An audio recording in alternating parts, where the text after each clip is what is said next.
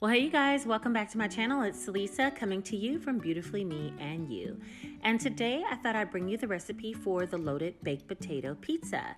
I made some 2-ingredient dough for the first time, and so this is how I did it. I used one package, which is 6 ounces of the 0% Fage Greek yogurt. And then I also added some self-rising flour, which I used 1 cup of self-rising flour.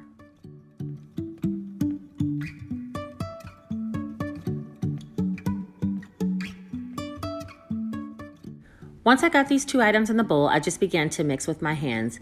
And this was my first time ever making 2-ingredient dough, and I did find that it was much more stickier than I anticipated, but I figured I'll just keep mixing. I poured it all onto the counter so I can get every little bit of flour and began to knead. I had already heard from several other videos and several other people who make this dough on a regular basis that kneading is imperative. So I added a little more flour and just continued to knead. They say you need to knead the dough for at least a minute, and so I was really trying to work it and get it all soft, even though, like I said, it was really sticky and I just didn't anticipate that. So if you run across that, know that that's pretty much normal for this dough.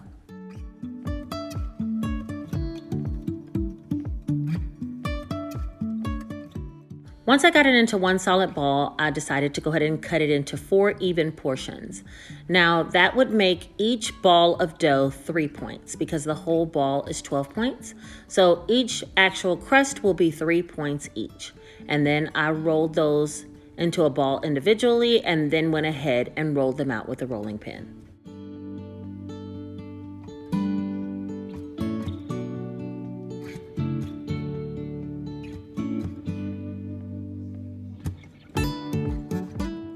When rolling out the dough, I went ahead and put some more flour on my rolling pin so that they wouldn't stick. And I skipped this step on a couple of them, and I'm telling you, it is some sticky dough. It stuck to my rolling pin.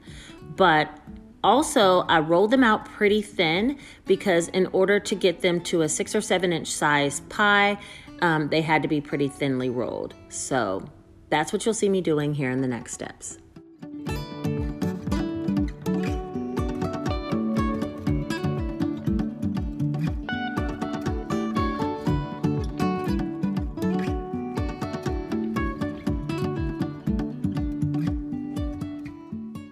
And once I got them all rolled out, I just put them on some parchment paper on a cookie sheet and I brushed them with a tiny bit of oil. Now, I'm not even counting this amount of oil that I put on each pizza because it literally was just a brush full. And then I thought I should put them in the oven to kind of crisp them up a little bit before putting the toppings on.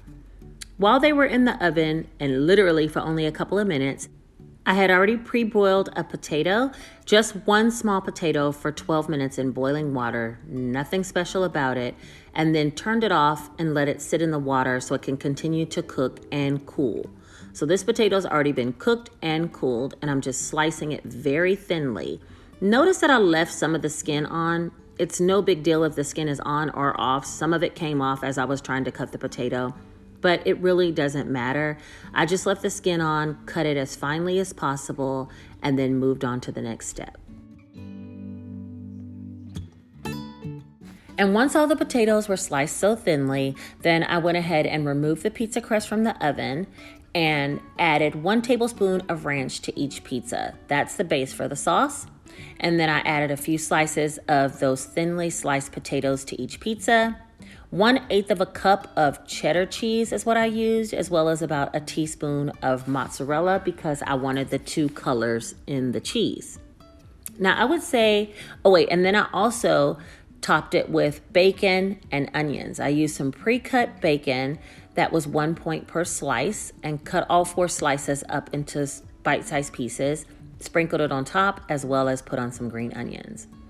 I will say, I wish that I would have cooked the pizza a little bit with the ranch and the potatoes and got it just about almost done and then added the cheese and the bacon because I felt like at the end, after my pizzas were cooked, the cheese was a little bit more brown and cooked than I wanted, but I was so concentrated on getting that dough done. They really came out super delicious. Definitely going to be in my rotation. These pizzas were very tasty, and even though the cheese looks a little bit brown, They really were super good. I do want to try to perfect my 2-ingredient dough a little bit more, so I'll be working on that.